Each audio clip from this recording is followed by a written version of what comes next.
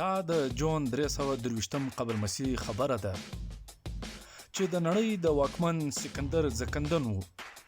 د هغه جنرالان چې تل د سره وفادار پاتې سوي وو شپه او ورځ د سر ته ناست وو. ویل کېږي چې د جنرالانو د څخه پوښتنه و چې ځای ناستي یا جانشین باید څوک وي. سکندر په جواب کې ورته ویلي و چې په تاسو کې تر ټولو پیاوړی باید زما ځای ناستي وي. د 10 او 11 جون د شپې کال 223 قبل مسیح سکندر ومړ. دا هغه محل دی چې ویل کېږي چې سکندر همدلته ساه ورکړې وه.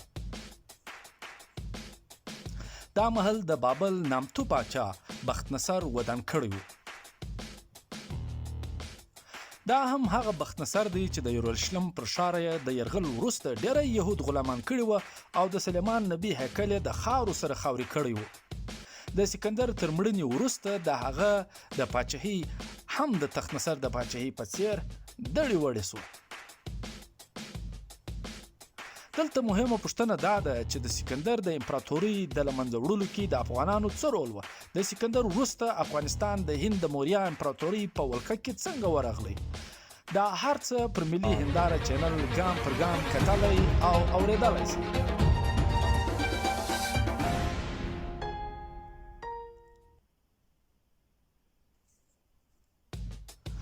کله چې سکندر ومړ نو دلته د هغه افغان میرمنه ملکه رخسانه په نس وه. د سکندر خواخوږو یقین درلود چې ملکه به یو هلک زیږوي چې بیا به د سکندر ځای ناستی وي. خو یو څه داسې خلک هم وه چې دا نیوکه یې درلوده چې ملکه رخسانه چون یوناني نه ده نو د دې اولاده به د سکندر ځای ناستی نه ټاکل کیږي. دا ځکه چې یونانیانو له ځانه پرته ټول غیر یوناني قامونو ته د وحشیانو او غیر متمدن قامونو په سترګه کتل. همدا لامل و چې په افغانستان کې ډېری داسې سیاسي او پوځي مشران وو چې ملکه رخسانه یې نه وه خوښه. خو په یونانیانو کې رواج و چې ماشوم به په پلار پسې ځي. نو دا ځکه د ملکه رخسانه د خپل ماشوم په هکله دعوا تر هر چا پر ځای وه.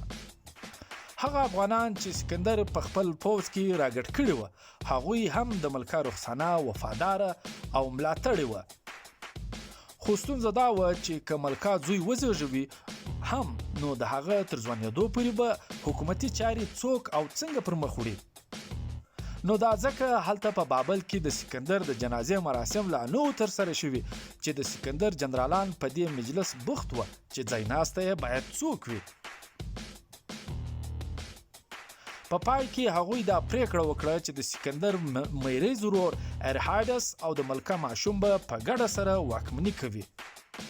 دا تش یو علامتي واکداري وه ولې چې ارهایډس عصبي ناروغه و او د سکندر زوی لا بیخي ماشوم و. په اصل کې په دې توګه دغه جنرالان واکداري ځان ته وهله. څه موده وروسته ملکه رخسانه یو غونډ منډ ماشوم وزېږاوه.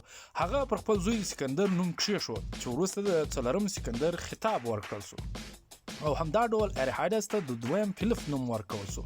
د دې تش په نامه باچاهانو تر شا اصل واکداري د جنرالانو سره وه. همدا لامل و چې دا جوړجاړی تش 2 کاله روانو. هغه یونانیان چې ملکه رخسانه نه وه خوښه هغوی د دې ماشوم د باچا په حیث هیڅ نسو منلی. ځینې داسې جنرالان هم وه چې د پاچاهۍ خوبونه یې لیدل. هغوی نه غوښتل چې د یو عصبي ناروغه او یو ماشوم ترمنځ احصار پاتې شي. پرته له دې دغه جنرالانو ډېری خپلمنځي بندي هم درلودې. نو دا ځکه د سکندر تر مړینې 2 کاله وروسته د دوی ترمنځ کورنۍ شخړې ونښتې. دا کورنۍ شخړې نږدې 40 کاله روانې وې او پس له 40 کلونو په داسې حالت کې پای ته ورسېدې چې د سکندر ټوله پاچاهي د هغه د 3 جنرالانو ترمنځ ویشل شوې وه. پر یونان باندې جنرال انټینس واکدار و. مصر د جنرال ټولمې تر واکدارۍ لاندې و او دې خواته ترکیه، ایران، شام، افغانستان او منځنۍ اسیا د جنرال سلوکس تر واکمنۍ لاندې وه. یوې خواته که دغه کورني جنگ لامله د سکندر امپراتوري دړې وړې شوې وه نو بل لور ته په دې کورني جنگ کې د هغه میرمن او زوی په وژلو سره د هغه نسل هم ختم کړل سوی و.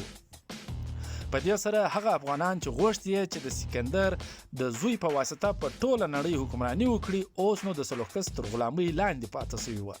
د دې کورني جګړو بله پایله دا راووته چې د افغانستان یوه لویه برخه د یونانیانو له لاسه ووتله. هغه داسې چې کله په 321 قبل مسیح کې د یونان کورنۍ شخړې پیل شوې نو په همدې زمان کې په هند کې یوه پیاوړې امپراتوري جوړه کړل شوه. دا په تاریخ کې د موریا امپراتورۍ په نوم مشهوره ده. د دې بنسټ ایښودونکی چندرګوپت موریا و، خو لا اوس هم مغربي هند ته نږدې سیمې د یونانیانو په ولکه کې وې او هلته کې یوناني پوځ لا اوس هم پروت و، په خاصه توګه د ټکشلا سیمه چې په اوسني پاکستان کې ده او نن سبا په ټکسلا سره مشهوره ده. چندرګوپت موریا دا نه خوښوله چې د هند پر پوله دی یوناني پوځ پراته وي، هسې هم هغه خپله باچهي پراخول غوښت، ځکه نو هغه پر ټکسلا برید وکړ او یوناني پوځ یې له هغه سیمې وشاړه. په دې سره د افغانستان شرقي برخې په لومړي ځل د هند په ولکه کې راغلې. یونانیانو ته د ماتې ورکولو پس چندرګوپت په هند کې خورا مشهوره سو. هغه د هندوستان نورې سیمې وګټلې او خپل امپراتوري نوره هم پسې اوږده کړه. هغه د پاټلی پوتر ښار چې نن سبا پټنه ورته ویل کېږي خپل پلازمینه وټاکله، خو هلته په افغانستان کې یونانیان د موریا امپراتورۍ دغه طاقت بې ارامه کړي وه. جنرال سلوکس چې د کورني شخړو پر مهال یې طاقت ترلاسه کړی و اوس هم د افغانستان پر ډیرو سیمو واکدار و. جنرال سلوکس که یوه خوا موریا امپراتورۍ د ځان لپاره تر ټولو لوی خطر ګاڼه، بل لور ته هغه دا هم غوښت چې د افغانستان مقبوضه سیمې د چندرګوپت څخه بیرته واخلي. نو دا ځکه هغه یو ستر پوځ جوړ کړ او په کال 315 قبل مسیح کې پر هند برید وکړ. خو په دغه برید کې چندرګوپت هغه ته کلکه ماتې ورکړه. هغه چې هند ته پر کومه لار تللی و هم پر هغه لاره تېښته وکړه. د دې ماتې وروسته یونانیانو د لوی کندهار سیمه چې په هغه زمان کې اراکوزیا نومېده هند ته حواله کړه. خو شمال ختیځ افغانستان بیا هم د یونانیانو په ولکه کې پاتې سو. له دې پرته سلوکس خپل لور هم د چندرګوپت موریا په نکاح کړه. چندرګوپت هم سلوکس ته 1500 پیلان په نقشه کې ورکړل. د دې تړون یا معاهدې وروسته سلوکس بیا کله هم د هند پر خوا نه وکتل، خو هغه د هند څخه ترلاسه شوي پیلان د یونان په کورني جنګ کې په خرپ وکارول.